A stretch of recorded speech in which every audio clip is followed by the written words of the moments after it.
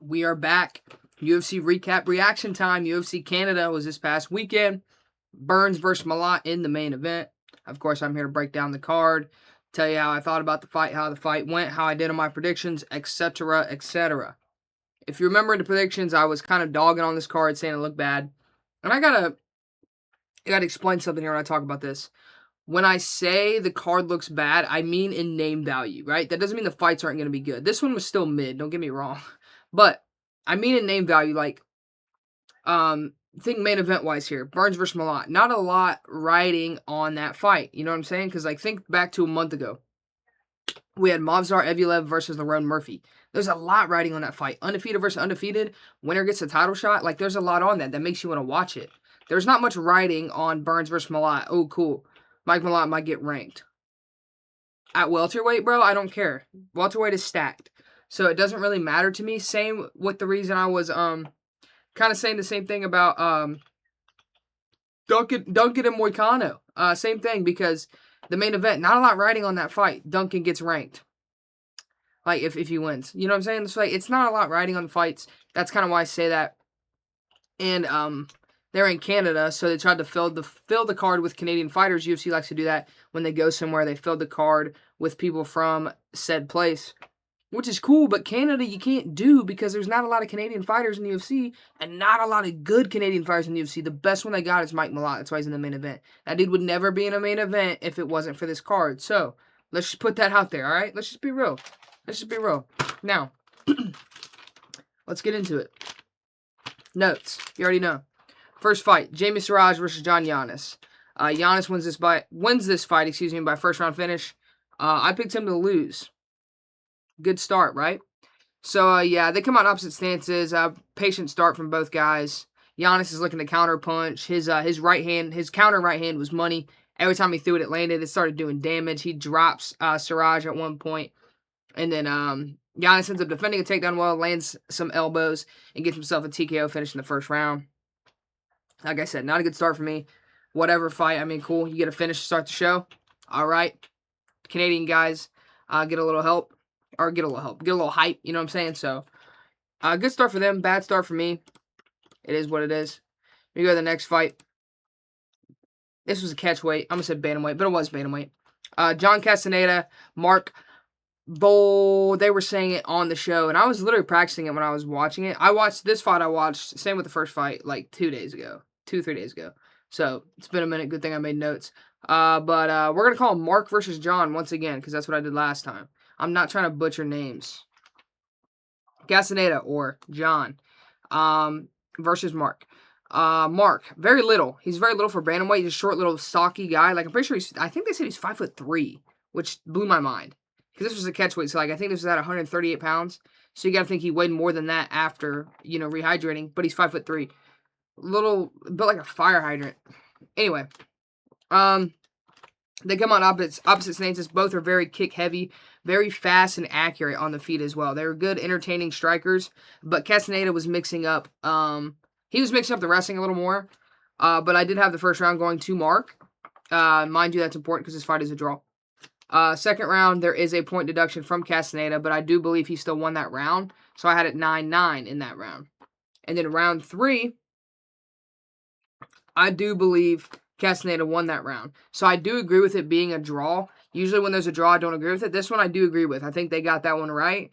There was some good moments. Mark just started getting tired, and he could take a punch. That little dude could eat some hands. So he took a lot of punches. There were some rolling thunder kicks thrown, which is pretty cool. They had a Holloway, little point down moment. It was a fun fight. I won't lie. It was a very fun fight to watch.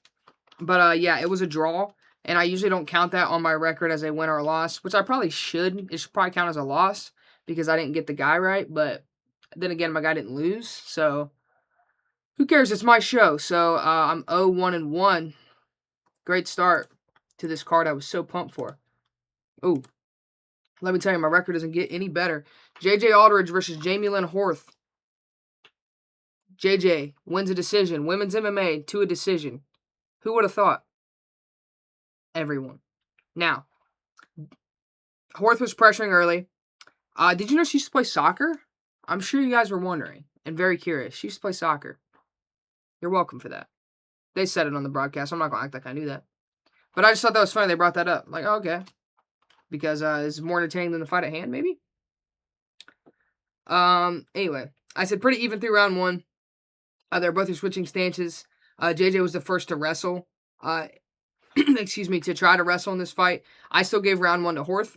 Watching it back, I gave it to Horth. There was lots of feints. JJ was struggling to get inside. And Horth was just throwing and landing more. JJ was shorter, not as tall or not as long as Jamie Lynn. So she was, like I said, struggling to get inside. Jamie Lynn was doing a good job at keeping her away from getting inside as well. I said JJ wants to shoot but won't/can't. She couldn't find her opening. You could tell she wanted to, but she just couldn't quite get it. But she always answers back. When she would get hit, she would throw back. So she did keep it close in those regards, like, of that. She wasn't just, trying to shoot in, boom, and then gets beat on and then pops out. No, she would try to shoot in and then get beat on and then beat back. You know what I'm saying? She was beating on and beating off. You know what I'm saying? Anyway, round 2, I also gave the Jamie Lynn. So I had Jamie Lynn up 2 rounds here. And you got to wonder, because you look what happened. JJ won a decision. Why does Connor have Jamie Lynn up 2 rounds? That's a great question. We'll find out. Round 3. More of the same. I said JJ, good shot to a knee. She would shoot in, couldn't get the shot, goes to the clinch, boom, knee. She's good at doing that. I said round 3 was close. I'll go Aldridge, but it was close, so I could see you giving it to Jamie Lynn, right?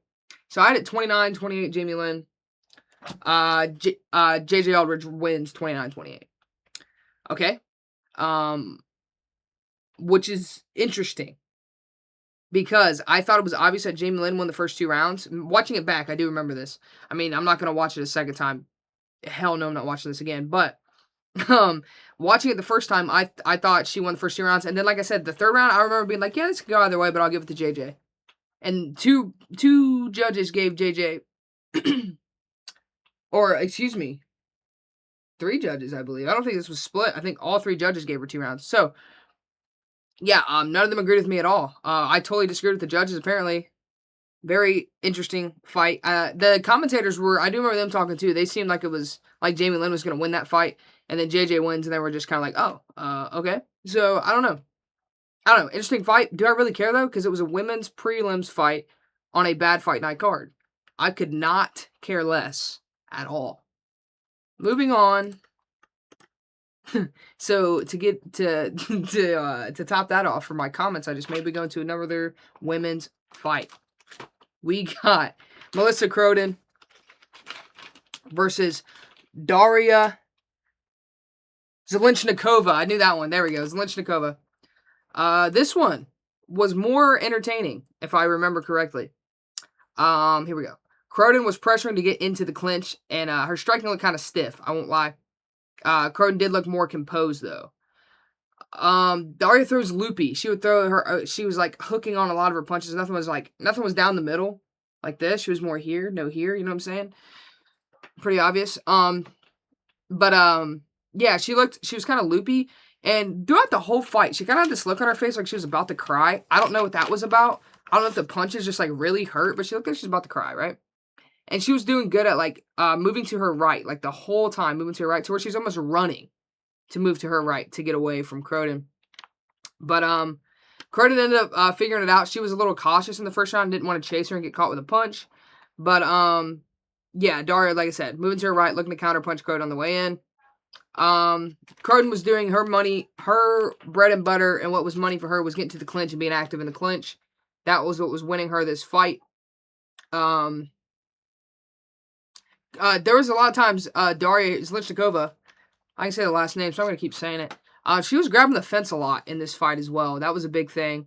A lot of fence grabs from her. She goes for there was a standing arm triangle, there was an arm triangle in the 3rd round, which I made a note of that because my prediction was Croden to win this fight by 3rd round submission, and she threw up that arm triangle in the 3rd round. So I thought for sure, I was like, oh yeah, women's bantamweight prelims fight on a fight night. Yeah, I'm going to get that right, exactly. But no, Daria was able to survive. And then I have Croden should win a 29-28, and that's what happened. She did win that one 29-28. So I did get the winner right there. That puts me at 1-2-1 on the night. Hopefully it gets better. Let's find out. Wow. We moved to the heavyweights. we move to the heavyweights. Tanner Boser versus Gokhan Saracham. Now, Boser was in the UFC and then he was gone. And then they brought him back. This was his first fight back. I believe they brought him back because he's Canadian. That's literally the only reason I believe he was on this card. I watched him fight. I'm like, oh, this guy's not very good at this stuff. Let's get into it. I said Boser throwing heavy. Sarcham looking to wrestle too. It's a wild pace. Boser continues to throw wild. He's throwing a lot of overhands, just whipping punches, keeping his chin open to get caught. Sarcom was shooting shots, and they weren't good. Like, they were sloppy. They were sloppy takedowns. He wasn't setting them up. He was kind of rushing them. I have Boser leaving himself exposed, of course. Gets caught late in round 1. He does get tagged up a little bit. Boser, round 2, comes back doing the same thing, whipping them crazy overhands, keeping his chin exposed, whatever. Sarchom, more technical striker for sure, and the better wrestler. Sarcom drops him again, I believe, in the second round, and then Boser has to wrestle at this point, which isn't good because he wasn't good at that either. Boser's clinching now. He's hurt, looking to get tagged up. Good clinch strikes from Boser. Sarcom striking, and then he does a counterpunch right hand. Drops Boser. A little bit of ground and pound. Finishes the fight in the second round. That's a Sarchom second round TKO. Knockout TKO. I believe I picked him to win by TKO in the first round, though. So I was close, but not exactly right. But it still puts me at 2-2-1. Yeah, like I said, cool little whatever heavyweight fight. Like I said, I believe Boser was only here because he is Canadian. So yeah, he sure did them proud by getting knocked out in this fight. But whatever. We move on. Middleweights. Julian LeBlanc versus Robert Valentin. And I could not have been more wrong about this fight. Valentin gets it done by submission in the first round. Absolutely dominates Julian LeBlanc. I thought LeBlanc was going to win this fight in the first round. He loses it in the first round. So, yeah. They come on opposite stances. Valentin, huge low kicks. He was throwing a lot of low kicks on LeBlanc. It says a hot start for Valentin. He gets his back and lands big elbows on LeBlanc's back, and then just gets the rear naked choke. All in the first round. Absolute domination for Robert Valentin. He had never won a fight in UFC until last Saturday, and a dominant fight to win to get your first win. So good for old Robert there. Yeah, I was completely wrong about that fight. So that puts me at 2-3-1. Pretty disgusting. Not proud of myself, but who cares, right? Who cares? Next fight.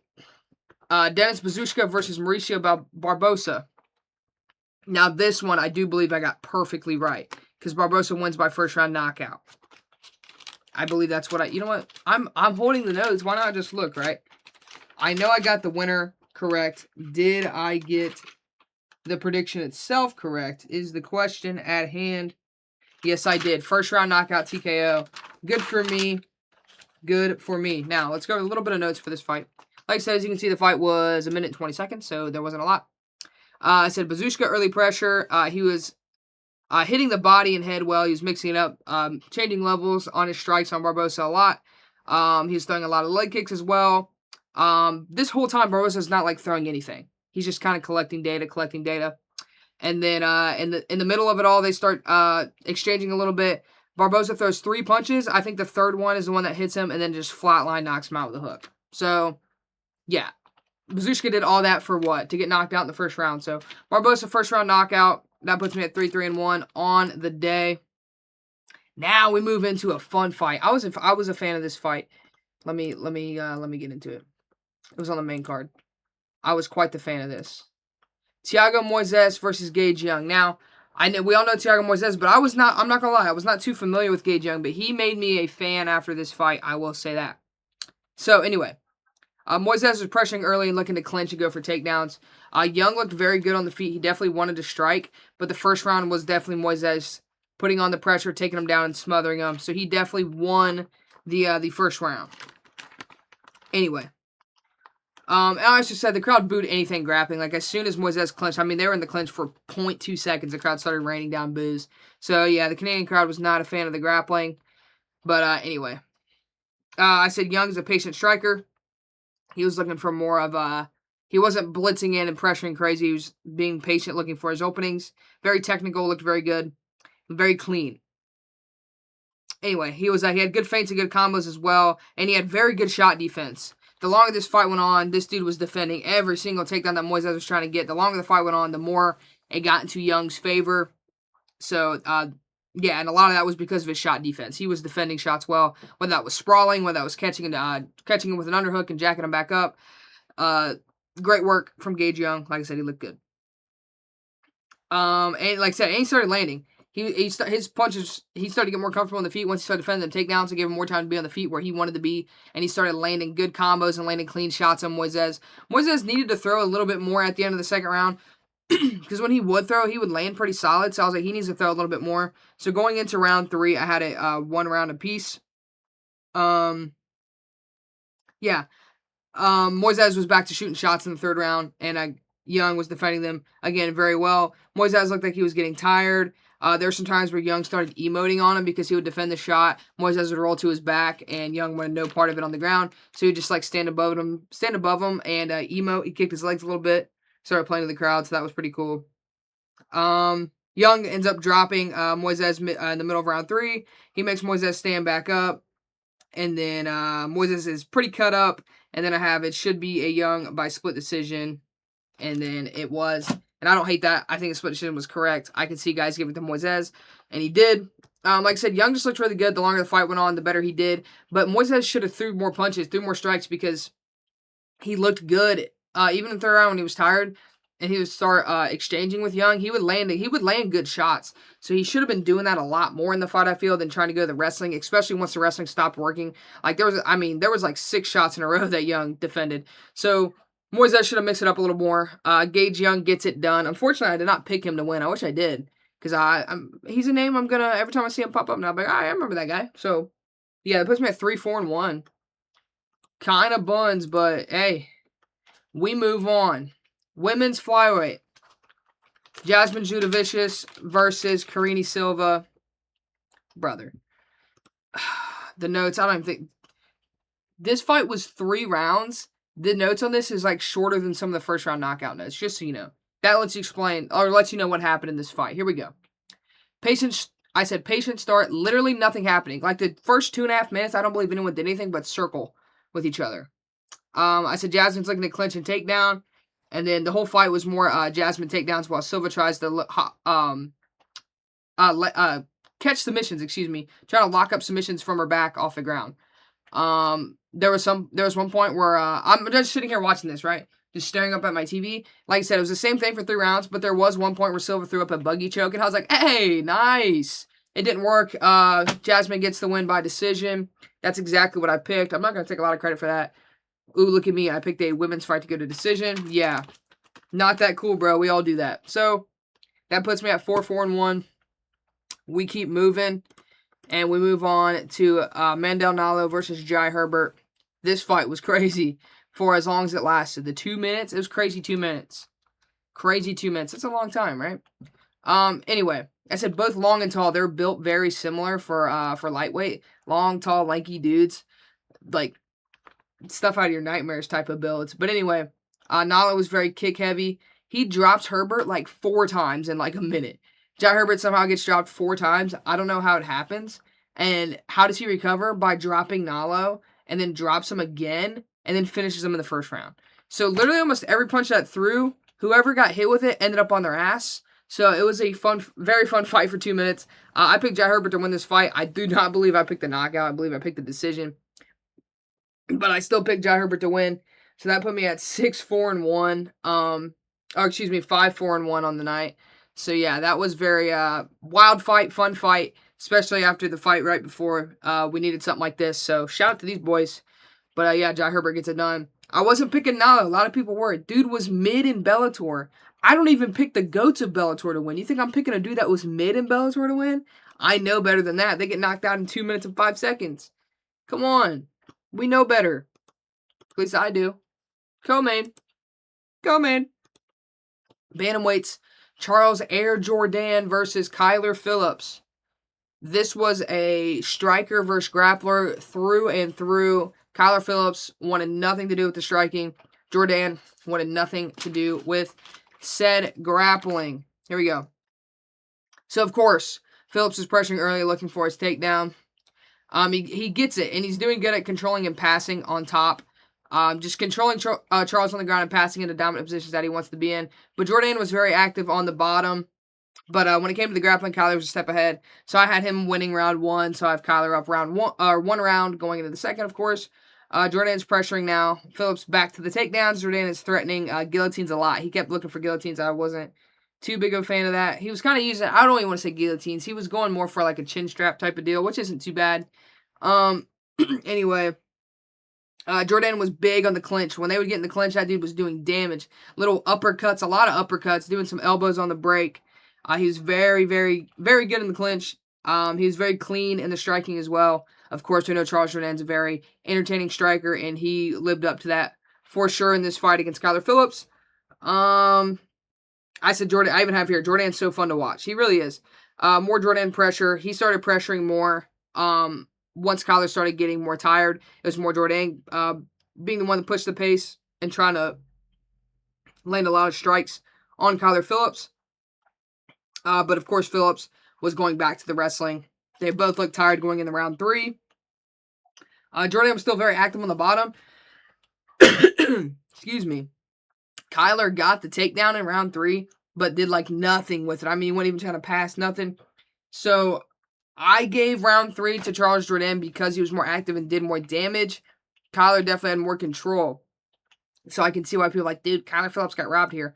But I think Charles Jordan won 29-28, winning rounds 2 and 3, just off of activity and damage alone. So Kyler did land some good shots towards the end, but I still believe it's very close. Like, I wouldn't be mad if you give round 3 to Kyler. Either way, it's 29-28. Charles for sure won round 2. Kyler for sure won round 1. It's just how do you score round 3. I give it to Charles Jordan. And I did pick him to win, and I did pick him to win by decision, so this was a cool little perfect prediction for me. So that put me at 6-4-1 after the co-main event. And then we get in. I'm getting choked up thinking about it. Then we get into the main event. Gilbert Burns versus Canada's own, the Canadian Mike Malott, bro. Now, I did pick Gilbert Burns, and let me explain myself. I did it the last week too, and I need to stop, and I said then I need to stop. I gotta stop picking with my heart when I know that there's a good chance this guy loses. I did it with Yuri. If you watch my breakdown of that fight, I said that Carlos Ulberg is a very bad matchup for Yuri Prochazka because of the leg kicks and the counter punching. And I was like, yeah, that's a very bad matchup for Yuri. He doesn't do good with that stuff. Look at his fights with Alex Pereira. And then I still picked Yuri to win. This here, Gilbert Burns, he's on the way out. Malott, I guess, is on the way up. They try to talk like he's a young prospect. Dude's almost 40, so like you're not young, brother. You're pretty old now. But anyway, another one where I probably knew I deep down knew Malott was gonna win this fight, but I wanted to pick Burns because I wasn't a fan of this card and the matchups, and I wanted to go home happy. Go home. I was watching it from home. I wanted to turn off the TV happy with a Gilbert Burns win. That did not happen. Mike Malott finishes Gilbert Burns in round 3. Let's get into it. Burns was whipping his right hand a lot. Malott striking looked clean, and Burns wanted to wrestle, but Malott was ready for it, throwing a lot of uppercuts to kind of get Burns away from the shooting, a little scared, making him scared and more nervous and cautious to shoot his takedowns. Malott had more volume while Burns was throwing more power, and Malott, like I said, defending the takedowns well. Malott has the edge at the end of round 1, so I had round 1 to Mike Malott. Malott was timing up his counters very well, and Burns was heavy on leg kicks. Malott was starting to land more power now. Like, at first, it was just kind of volume, but now he was putting some pop on him and starting to tag up Burns a little bit. He's starting to flow more, and still had great takedown defense. Gilbert Burns couldn't get a single takedown on him.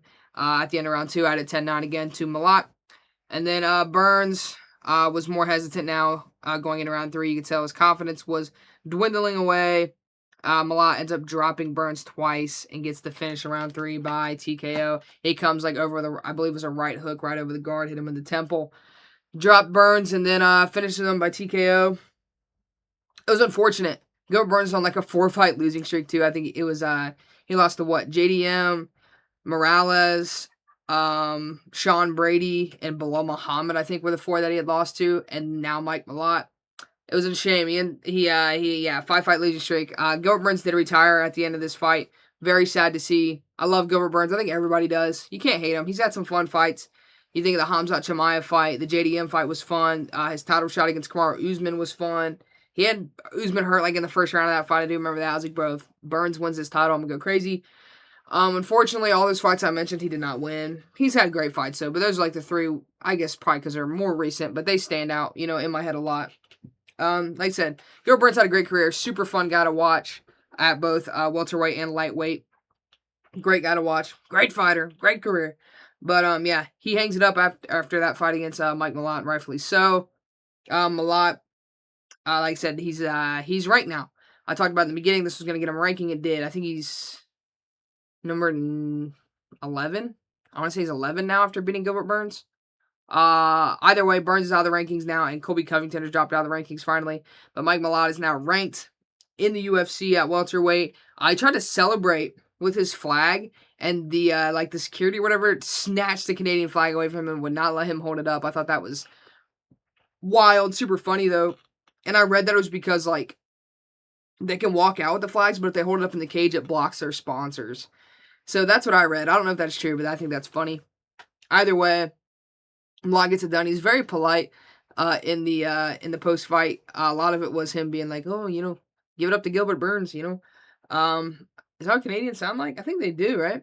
I've seen Letterkenny once or twice, but yeah, he gets the win over Burns and was super nice and polite to him. He consoled him after he finished him, was super polite on the mic and everything. They asked him what's next. He goes, I'm not the guy to call people out. He goes, I'm doing it the proper way. He's proper Mike Malott for a reason. He gets the win. Like I said, gets him in the rankings.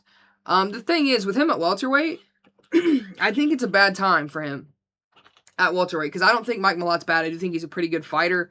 But I don't think he'll ever touch a title, and I don't think he'll ever be in a title fight. And I don't think that's due to him or me hating on him. The UFC was kind of making me hate him just because of how much they were hyping him. Like, this dude's a young prospect. I'm like, dude, no, he's not. But he's a good fighter. He's nice. He's entertaining. I don't hate him. But you got to think, is that welterweight? You look at welterweight. Right now. The champ is Islam Makhachev, bro. He's not winning that fight. You got guys like, of course, Makhachev, Michael Morales, Carlos Prates, Sean Brady, Ian Gary, Kamaru Usman, Shavkat if he ever comes back, Joaquin Buckley. I feel like there's another big Jack Della Maddalena. That's just 10 people I just named right there. Yeah, you got a lot of good guys at 170, and I just don't think Malott can hang with a lot of those guys. A lot of those guys that I named, I'm gonna pick to beat Mike Malott in a fight. So I just think it's a bad time for him. He came up at a bad time. Welterweight is one of, if not the most stacked divisions in the UFC right now. And Mike Malott does help. It's better seeing him in the rankings than a guy like Colby Covington. So that makes the rankings look even more stacked. So, yeah, I just think it's a bad time for him to try to climb to the top of welterweight. But, hey, man, we'll see what happens. We'll see what fight they give him next. Because, like I said, he's finally in the rankings now. That was probably one of the easiest fights he could have gotten in the rankings was against Gilbert Burns. So we'll see what's next for old Mikey Malott here. Again, the card, I wasn't a big fan of it. I think it was very mid. I got some hate on TikTok because I said the card was mid. You know what? I'm going to explain this. There was a guy, I can't remember who he was, made a post. He was like, dude, what's one UFC card that, you didn't even want to turn on because it was so bad, blah, blah, blah, all this stuff. And this post was made before this card had happened, right? And I commented, I was like, bro, it starts in a couple hours because it was the same day as this, right? So I make that post or that comment before these fights happen. I'm still getting messages or notifications, people liking and commenting back the comment. They're like, bro, dude's a casual. You must not have seen the card. Bro, this card, you must not have seen the card. Did you see what happened in this fight? Bro, did you see the Jai Herbert fight? Bro, Barboza got that flatline knockout. I watched the card. I made the comment beforehand. Everyone, nobody was understanding that I had made the comment beforehand. So I just want to clarify that here. And same thing. Even in these videos, when I talked about this card, I was like, yeah, I don't think this card is going to be something that I'm excited for. It wasn't. I wasn't excited for it. And it was still kind of mid. There was a lot of boring fights on this card. Yeah, there was some cool moments. I mean, I had to watch Gilbert Burns get finished in the main event. That sucks. I had to watch Jasmine Judovicich's fight. That sucks. You know what I'm saying? There was a lot of fights that sucked, and there was a lot of no-name dudes on this card that I just didn't care about. I'm sorry. Yeah, I know who they are, but they're not big names. They don't get me excited. You know what I'm saying? you can be as non-casual or casual as you want. Big names is what gets you pumped. Big names what you want to see. There wasn't big names on this card. The biggest name was Gilbert Burns, who was on a 4-fight losing streak, now a 5. You know what I'm saying? So that's what I'm saying when I don't get excited for some of these cards. Anyway, rant over. The card was mid, is whatever. I went 6-5-1 on picks. It's whatever. Like I said, my heart was not into this card. If you saw my predictions video, I was not. My heart wasn't in it. But hey, it's whatever. It's whatever, man. It's whatever. Let's move on, because this week we got another fight night. We got Aljamain Sterling versus Yusuf Zalal. That one I'm actually excited for. Because there's stuff on the line here. These are 2 ranked featherweights that are climbing the rankings, both on looking good and both very good grapplers, man. And I'm excited to go over that card, especially that fight specifically. There's a lot I'd like to dive into in that fight, so stay tuned for that. After you watch this, just know in a couple of days I'll be dropping my predictions for UFC Fight Night. Sterling versus Zalal. That'll be coming soon. Saturday, I'm excited. We'll be busy. I'll be doing commentary up all the way in Cleveland, Ohio, for American Fight Promotions. One of, if not the biggest pro-am promotion in the state of Ohio. So I'm very excited. It's where I had my last MMA fight. So I'm very excited to go up there and have my commentating skills be put on display for a lot of people to hear. I'm very grateful for them. Thank you for having me up there. It's going to be cool to go up to Cleveland. Not a fun drive, but hey, it is what it is. You got to do what you got to do. But anyway, that's where I'll be on Saturday. I'll still be covering, of course, what I can of Zalal versus Sterling. And then I'll be spending Sunday, the following day, rewatching the card or rewatching anything that I miss. And so I can take my notes and make my recap video. So yeah, until then, thank you guys for watching this video. Like it, comment on what you thought of the card, how you did on your predictions. Make sure you guys subscribe. I've been saying the past couple videos, I'm on the road to 100 on the Tubester. I'm pretty close. I'm only a couple of subscribers away. I do believe it's not a lot. So any subscribers, I would appreciate trying to get to 100. Like this is just something I do for fun. I've always talked about the UFC, whether it was to myself or to my friends and family that didn't know as much about it. So I figured, hey, all this knowledge that I know and this talking that I do, I might as well put it on the internet. And maybe people find it entertaining. And that's what this is right now. So if you're watching it and you've watched this far, you obviously found it somewhat entertaining. So if you do, go ahead and subscribe to the channel, like the video. I would appreciate it. And yeah, I will see you guys in my Sterling versus Zalal predictions for this Saturday. That video should be dropping in a couple of days. So stay on the lookout. Make sure you subscribe. And follow my socials. TikTok and Instagram. Both of them. Showtime TV04. Same thing it is here on YouTube. Make sure you follow those. I post a lot of UFC and MMA content on there. So yeah, follow those. Subscribe to this channel. Appreciate you guys watching. And be ready for my predictions of Sterling versus Zalal, because we are hype.